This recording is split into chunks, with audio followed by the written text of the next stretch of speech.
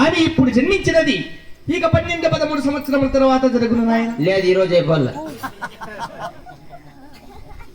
ఇతడు నిజముగా పిచ్చివాడే నాయన. ఎవరికి పిచ్చా? చూడు స్వామి, నీవు కోరుకున్న విధమున అది కూడా ఈనాడే జరుగును. సంతోషముగా వెళ్ళిరా. సరే నువ్వు బా. స్వామి ఇదిరావు.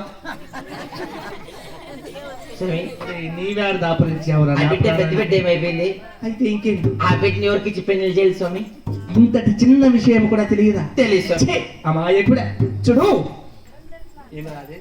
ఎవరికో చెప్పని చూస్తాను నాయన. స్వామి నీ భార్య బాంధుత్యములు ఎవరైనా కానీ నీ కుమార్తెకు తగవైన వరుడు విద్యావంతుడు, బుద్ధివంతుడు, గుణవంతుడు, సరస్వతీ పుత్రుండు, కళాకారుండు, అలాంటి విద్వాంసుడు చూడు నాయన. అట్టి వారికి ఇచ్చి నీవు వివాహము గావించిన నీ కీర్తి ప్రతిష్ట ఎంతయో పెరుగును. నా బిడ్డని పరవానికి. అవును, నా బిడ్డ పరవానికి. అవునయ్యా. నా బిడ్డ పరవానికి మీ స్వామి. कली कदाच कांच के गदाच कीट को अच करत के नाच कीट को अच करत के काट की हम करत के मैया अलिस पिलस के नाच के आलस के नाच हम के नाच ऐसी कोटा अल चीज के आठ की अच करत के कोट काट अच करत के मैया हम पिलस के ऐसे गेट आउट स्वामी.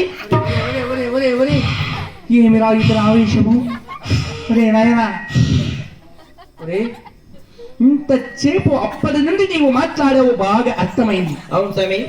ఇప్పుడు మాట్లాడుతున్న భాష నాకు అర్థమే కాలేదురా. నీకు అర్థం ఇంతకు కాలేదు. ఏం చెప్పావు? నీకు అర్థం కాలేదేం స్వామి? లేదురా. చెప్పిన నా కొడుకు నాకే అర్థం కాలేదు. ఓ!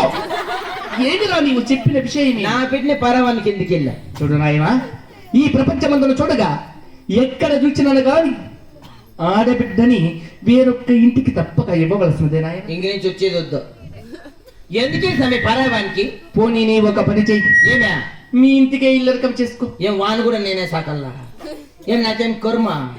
మరి ఇంకెలాగురా? ఎందుకు ఇలా పరవానికి? మరి ఇంకా ఆడబిడ్డని ఏం చేస్తావు నాయన? సృష్టించింది ఎవరా?